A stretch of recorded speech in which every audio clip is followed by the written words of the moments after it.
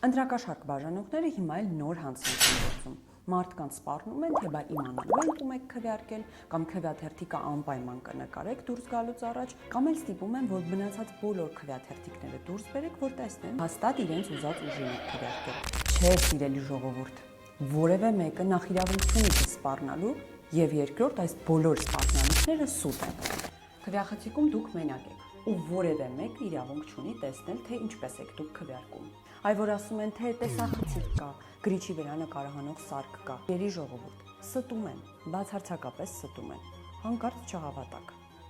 Շուտ ասում։ Եթե ձեզ պարտադրել են նկարել քվեաթերթիկը կամ դուրս հանել մնացած բոլոր քաղաքական ուժերի քվեաթերթիկները, ապա դա հանցագործություն է եւ պատժվում է մինչեւ 5 տարի ազատազրկմամբ։ Ձեր քվեարկության գաղտնիությունը ոչ միայն ձեր իրավունքն է, այլ նաեւ պարտավորությունն է։ Որևէ մեկը չի կարող խախտել։ Այնպես որ հանգիստ գնացեք քվեարկության, ընտրեք ձեր նախընտրած քաղաքական ուժին